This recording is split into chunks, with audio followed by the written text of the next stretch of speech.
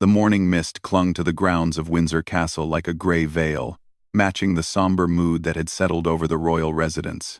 Catherine stood before the tall windows of their private apartment, watching the groundskeepers tend to the rose gardens below. Their movements were quieter than usual, respectful of the weight that pressed down on everyone within the castle walls. Behind her, William sat at the mahogany desk that had belonged to his grandfather, staring at the formal documents that required his signature. The black ink seemed heavier than usual as he signed his name, each letter carrying the finality of what lay ahead. Today would mark the end of an era, though the world outside these walls remained unaware of the personal storm brewing within. Catherine turned from the window, her silk dress rustling softly in the silence. She had chosen navy blue deliberately, a color that spoke of dignity without the stark formality of black. William looked up as she approached, and she saw in his eyes the same mixture of resolve and vulnerability that had drawn her to him years ago during their university days. "The children are asking questions again," she said softly, settling into the chair across from him. "Charlotte wanted to know why everyone seems so serious lately." William set down his pen and leaned back in his chair. The weight of responsibility had aged him in recent months, adding subtle lines around his eyes that spoke of sleepless nights and difficult decisions. "What did you tell her?" "That sometimes grown-ups have to say goodbye to things they love, even when it's hard." Catherine's voice carried the gentle wisdom she had developed as a mother, but William could hear the underlying current of her own struggle. The decision they faced was not one that would make headlines or spark constitutional debates. It was deeply personal, yet its ripple effects would touch every aspect of their public lives. William's beloved mentor, Sir Edmund Hartwell, had served the royal family for over 4 decades. He had been the one constant presence throughout William's childhood, adolescence, and early years of marriage. Now, at 83, Sir Edmund's declining health meant that his retirement was not just necessary but urgent. "He taught me how to tie my first proper necktie," William said, a small smile crossing his face at the memory. "I was 7, and I was so proud that I wore it to dinner every night for a week." Catherine reached across the desk and took his hand. Her touch was warm and steady, an anchor in the emotional turbulence he was navigating. "He's been more than an advisor to you. He's been family." The truth of her words settled between them. Sir Edmund had been present for every milestone in William's life. He had been there when William struggled with his parents' divorce, offering quiet counsel and unwavering support. He had helped plan William's first official royal tour, teaching him the delicate balance between duty and authenticity that would define his public persona. "Do you remember our wedding rehearsal?" William asked, his thumb tracing gentle circles on Catherine's palm. "When I forgot my lines during the practice run?" Catherine's smile was soft with the memory. "Sir Edmund appeared at your elbow like magic, whispering the words so quietly that no one else could hear. He never made me feel inadequate, even when I stumbled." William's voice carried a note of wonder, as if he was still amazed by the grace he had been shown. "He just helped me find my footing and carry on." The morning progressed with the steady rhythm of royal duties. Staff members came and went, briefing them on the day's schedule and the arrangements for Sir Edmund's farewell ceremony. It would be private, held in the castle's smaller chapel, with only family and close staff in attendance. The official announcement would come later, carefully worded to honor Sir Edmund's service while maintaining the discretion he had always preferred. Catherine found herself thinking about the lessons Sir Edmund had quietly imparted to her as well. In the early days of her marriage, when every gesture was scrutinized and every appearance analyzed, he had been the one to remind her that authenticity was her greatest strength. "The people don't need perfection, Your Royal Highness," he had told her. "They need genuine care, and that you have in abundance." As the morning turned to afternoon, William and Catherine made their way to Sir Edmund's private quarters in the castle's east wing. The elderly advisor had insisted on maintaining his dignity throughout his illness, refusing special accommodations, and continuing his duties until his doctors made further work impossible. They found him in his study, surrounded by the artifacts of a lifetime in service. Photographs covered every surface. Formal portraits of state occasions, mixed with candid shots of royal family moments. Books lined the walls, their spines worn from frequent reading. A chess set sat on a small table by the window, the pieces frozen mid-game from his last match with Prince Philip years earlier. "Your Royal Highnesses," Sir Edmund said, rising slowly from his chair, with the careful movements of someone managing both pain and pride. Despite his frailty, his voice remained strong and warm. "None of that formality today, Edmund," William said, crossing the room to embrace the older man gently. "Today, you're simply our dear friend." Catherine watched the exchange with tears threatening at the corners of her eyes. She had witnessed countless royal protocols and ceremonies, but this moment of genuine affection between the future king and his mentor touched her more deeply than any state occasion ever could. "I have something for you both," Sir Edmund said, moving carefully to his desk. He retrieved a leather-bound journal, its cover worn smooth from years of handling. "These are my observations and thoughts from your early years together. I thought perhaps one day, when you're facing your own difficult decisions, they might provide some perspective." William accepted the journal with reverent hands. The weight of it felt significant, containing as it did the recorded wisdom of someone who had devoted his life to understanding the delicate balance between personal relationships and public duty. "There's more," Sir Edmund continued, his eyes twinkling with the mischief that had never quite left him despite his advanced age. "I've included some rather embarrassing stories about your early diplomatic efforts. I thought Catherine might enjoy reading about the time you accidentally insulted the Danish ambassador's wife by complimenting her hat in Swedish." Catherine laughed, the sound bright and genuine in the quiet study. "I would very much like to read that story." As the afternoon light began to fade, they sat together in comfortable conversation, sharing memories and stories that spanned decades. Sir Edmund spoke of watching William grow from an uncertain young man into a confident leader. He praised Catherine's natural grace and her ability to connect with people from all walks of life. "The monarchy will evolve under your guidance," he told them. "It must, to remain relevant. But the core values of service, dignity, and genuine care for the people, those will remain constant, because they live in your hearts." When evening approached and it came time to leave, the farewell was quiet but profound. No grand gestures or dramatic speeches, just three people who cared deeply for one another, acknowledging that their relationship was about to change forever. Walking back through the castle corridors, William and Catherine moved in contemplative silence. The day had been emotionally exhausting, but it had also reinforced something important about their partnership. In facing this loss together, they had discovered new depths of strength in each other. "He's proud of us," Catherine said as they reached their apartment. "He's proud of the people we've become together," William corrected gently. "And so am I." The evening would bring private time with their children, careful explanations about saying goodbye, and the beginning of their adjustment to a world without Sir Edmund's daily guidance. But for now, they simply held each other, drawing strength from the bond that had sustained them through every challenge they had faced. The chapel bells chimed softly in the early morning air, as Catherine adjusted her black coat for the third time. She stood before the mirror in their dressing room, but her mind was elsewhere, thinking about the ceremony that lay ahead. Today marked Sir Edmund's official farewell, and despite all their careful preparations, she felt unprepared for the emotional weight of the moment. William emerged from the adjoining room, straightening his tie with practiced precision. He had chosen his navy dress uniform, the same one he had worn during their engagement announcement years ago. The choice was deliberate.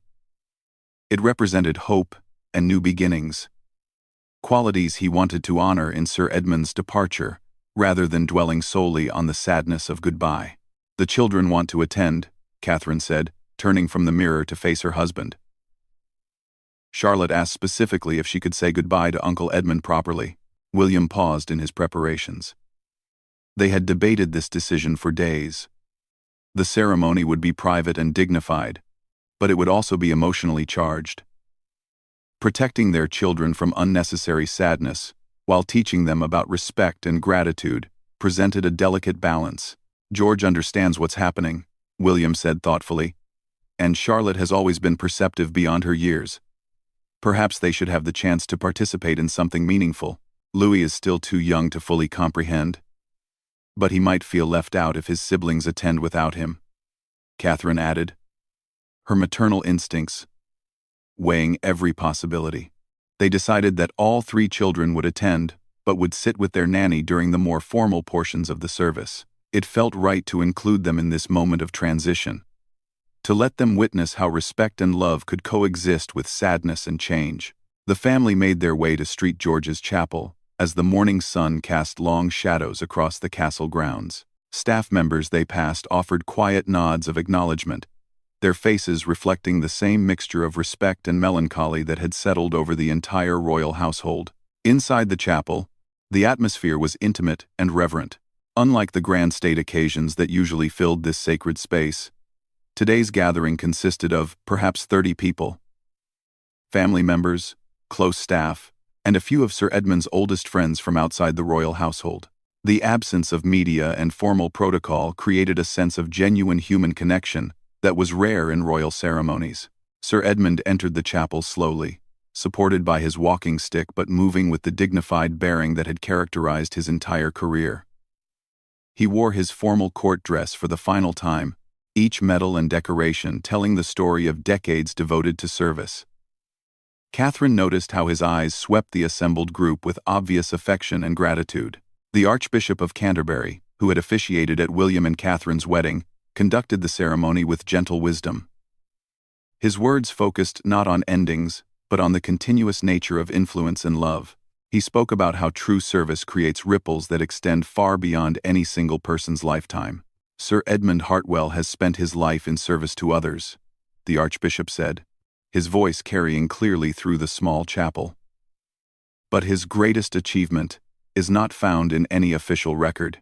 It lies in the lives he has touched, the wisdom he has shared, and the example he has set of what it means to serve with both excellence and humility. Catherine found herself studying the faces of those around her. She saw genuine emotion in the eyes of staff members who had worked alongside Sir Edmund for decades. She watched William's face, seeing there a mixture of gratitude and determination that spoke to the legacy he intended to carry forward. When it came time for personal tributes, William rose to speak. Catherine had helped him prepare his remarks the night before, but she knew that the most powerful words would come from his heart in the moment. Sir Edmund taught me that leadership is not about commanding others, William began, his voice steady but warm. It's about serving others so well that they want to follow your example. He showed me that strength comes not from never making mistakes, but from learning from those mistakes with grace and humility. He paused, looking directly at Sir Edmund. Most importantly, he taught me that the greatest privilege of royal service is the opportunity to make life better for others. Every day, in small ways and large ones, we have the chance to bring hope, comfort, and dignity to people's lives. That lesson will guide every decision I make as king. Catherine felt tears threatening as she listened to her husband's words. She understood that this speech was not just a tribute to Sir Edmund, but a public declaration of the kind of monarch William intended to become. It was a moment of profound transition, marking his full acceptance of the weight and responsibility that lay ahead. When William returned to his seat, Sir Edmund himself rose to speak. His voice was softer than it once had been, but his words carried the authority of experience and the warmth of genuine affection.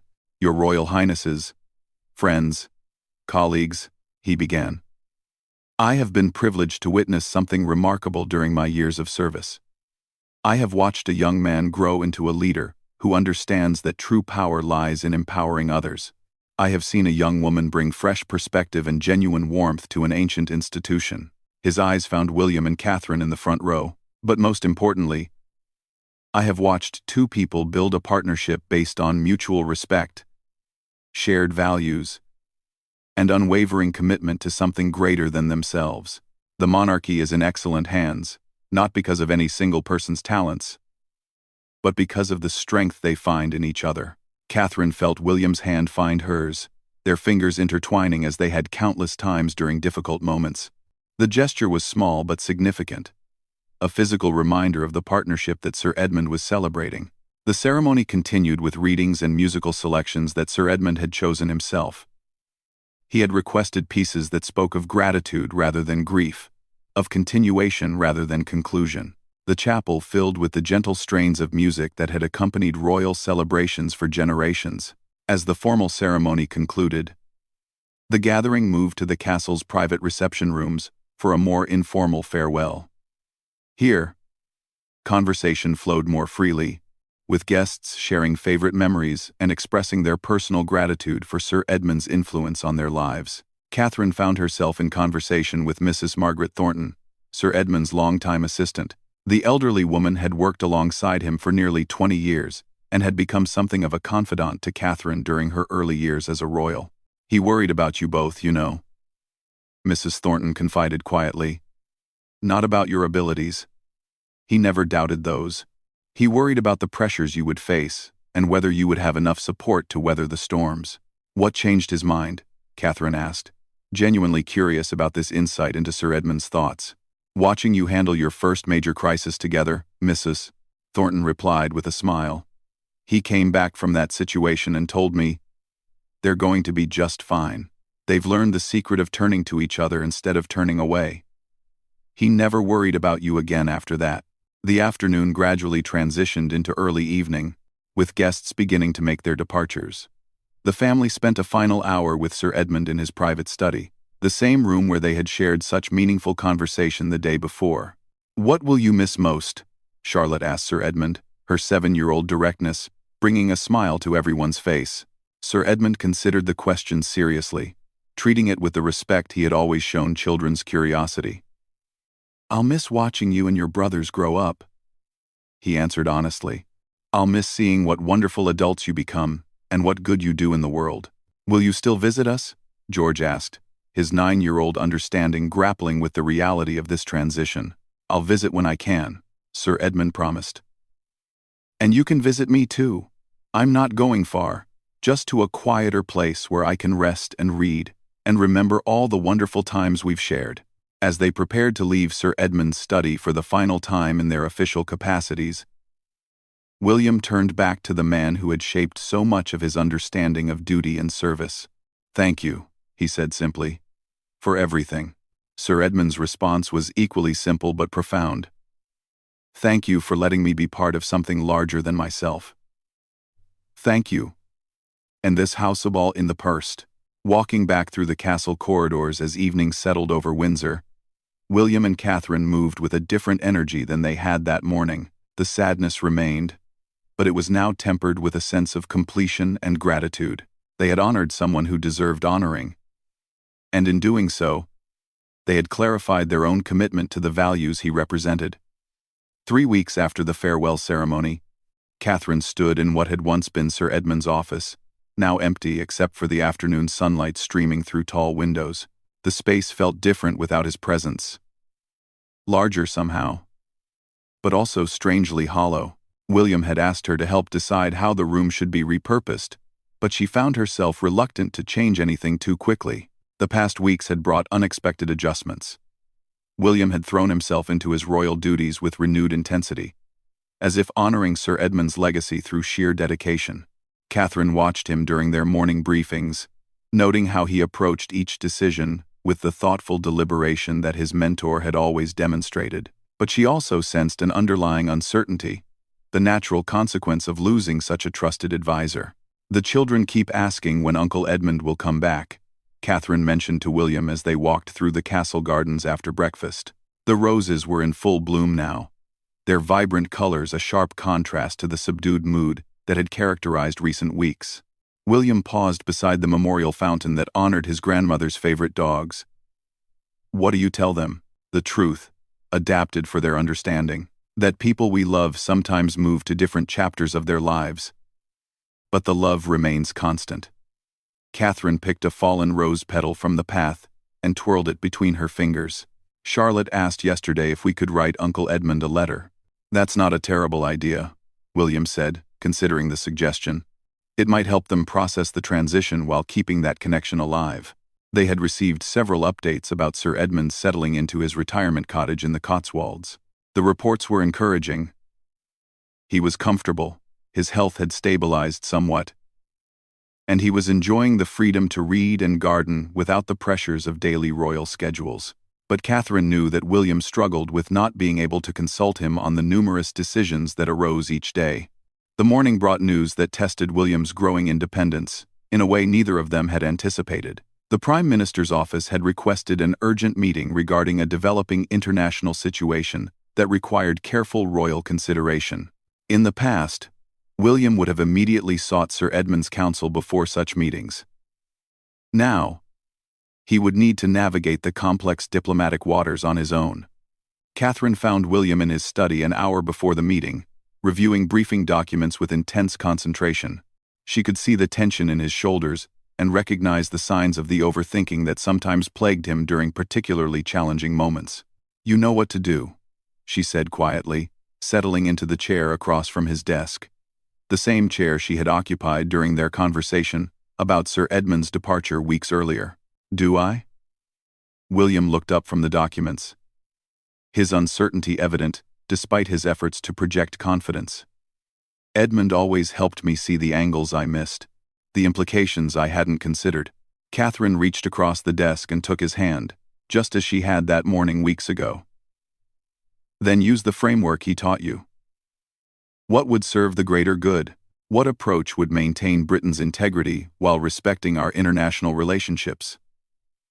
What decision could you defend, not just legally, but morally?" William's expression shifted as he processed her words. "You sound like him, you know." "That's exactly the kind of guidance he would have offered, because he taught me too," Catherine replied with a gentle smile. "Not through formal lessons, but through watching him guide you and seeing the principles he applied to complex problems. His wisdom didn't disappear when he retired. William, it lives in all of us who learned from him." The realization seemed to ease some of the tension William had been carrying. He returned to his documents with renewed focus, but now he was applying Sir Edmund's methodical approach rather than simply worrying about making the wrong choice. The meeting with the Prime Minister went well. By all accounts, William returned to their private apartments that evening with a sense of accomplishment that Catherine hadn't seen in weeks. He had successfully navigated a complex diplomatic discussion, finding a path forward that satisfied all parties while maintaining Britain's principles and interests. "I kept hearing Edmund's voice," William told her as they prepared for bed. "Not literally, but I could almost predict what questions he would have asked, what cautions he would have raised. That's his lasting gift to you," Catherine observed. "He didn't just solve problems for you. He taught you how to solve them yourself." The next morning brought a surprise that would prove transformative for their entire family. A letter arrived from Sir Edmund, written in his careful handwriting and addressed to both William and Catherine. Inside, they found an invitation that was both simple and profound. "My dear friends," the letter began, "I hope you will consider visiting me next weekend for an informal tea. I have something I'd like to share with you both, and I believe the children might enjoy seeing the ducks on the pond behind my cottage. This is not a duty call or an official consultation, but simply an opportunity for friends to spend time together." Catherine watched William's face as he read the letter. She saw relief there, and gratitude, but also something else. A recognition that relationships could evolve without ending. That change didn't necessarily mean loss. "The children would love that," Catherine said. "And honestly, so would I. I miss talking with him about the everyday things, not just the weighty matters of state." They decided to accept the invitation immediately. The prospect of an informal visit, free from the protocols and formalities that had defined most of their previous interactions with Sir Edmund, felt refreshing and important. Saturday afternoon found them driving through the rolling hills of the Cotswolds in a private car, without the usual convoy and security procedures that accompanied their official travels. The children chattered excitedly in the back seat, thrilled by the adventure of visiting Uncle Edmund's new home. Sir Edmund's cottage was exactly what Catherine had imagined. Stone walls covered with climbing roses, a carefully tended garden, and the promised pond with a family of ducks that immediately captured the children's attention. Sir Edmund himself looked more relaxed than they had seen him in years, dressed in casual clothes and moving with less obvious discomfort. "You look well," William said as they embraced in greeting. "I feel well," Sir Edmund replied with genuine pleasure. Retirement suits me better than I expected. I've discovered that I quite enjoy having entire days with no schedule beyond feeding the ducks and reading whatever catches my fancy. The afternoon unfolded with the easy rhythm of a genuine family visit. The children explored the garden, while the adults sat on the terrace, drinking tea and catching up on the past weeks. Sir Edmund listened with obvious interest as William described his recent diplomatic meeting, offering occasional questions but refraining from the detailed analysis that had characterized their previous professional discussions. "You handled that situation exactly right," Sir Edmund said when William finished his account. "You trusted your judgment and applied the principles we discussed over the years. I couldn't be more proud of your decision-making." "I was terrified I would make the wrong choice," William admitted. "Good," Sir Edmund replied with a chuckle. "Fear of making mistakes is what keeps leaders careful and thoughtful. The day you stop being afraid of the consequences of your decisions is the day you become dangerous to those you serve." As the afternoon progressed, Sir Edmund revealed the reason for his invitation. He had been working on a project since his retirement, a personal memoir of his years in royal service, but not the kind of formal autobiography that would eventually find its way to official archives. "I'm writing about the human moments," he explained, showing them a handwritten manuscript. "The times when protocol gave way to genuine emotion, when duty and love intersected in ways that textbooks can't capture. I want people to understand that the royal family, despite all the formality and tradition, is ultimately about real people trying to do good in the world." Catherine felt tears prick her eyes as she understood the significance of what Sir Edmund was sharing. This wasn't just a memoir. It was his love letter to a family that had become his own. His testament to the humanity that existed within an ancient institution. "I'd like your permission to include some of those moments," Sir Edmund continued. "Not the private details, but the essence of what I've witnessed. The genuine care, the difficult decisions made with integrity, the way you've both grown into roles that seemed overwhelming at first." William and Catherine exchanged a look that communicated volumes. They both understood that Sir Edmund was offering them something precious, the perspective of someone who had loved them enough to see their true selves beyond their public roles. "We would be honored," Catherine said, speaking for both of them. As evening approached and it came time to leave, the goodbye felt different from their formal farewell at Windsor. This parting was gentler, warmer, tinged with the promise of future visits and ongoing friendship, rather than the finality of professional conclusion. "Thank you," William said as they prepared to depart. "Not just for today, but for everything. For teaching me that strength and kindness aren't opposites, that duty and love can coexist, that leadership is ultimately about service to others." Sir Edmund's response was characteristic in its simplicity and depth. "Thank you for letting me witness your journey. It has been the privilege of my lifetime." Driving home through the gathering dusk, with the children asleep in the back seat and the countryside flowing past their windows, William and Catherine reflected on the day and its significance. "He's given us something wonderful," Catherine observed quietly. "Permission to miss him without feeling guilty, and the reassurance that we're ready for what comes next." "The next chapter," William agreed. "For all of us. The following week would bring new challenges and responsibilities, but they would face them with increased confidence." Sir Edmund's farewell had become not an ending, but a transformation of relationships, of confidence, and of their understanding of how love and duty could create something larger and more meaningful than either could achieve alone. Their quiet goodbye had indeed become an unforgettable moment, not because of its drama or ceremony, but because of its grace, its honesty, and its demonstration that true service creates bonds that transcend any single role or responsibility. In learning to say farewell with dignity, they had discovered new depths of strength in themselves and in each other.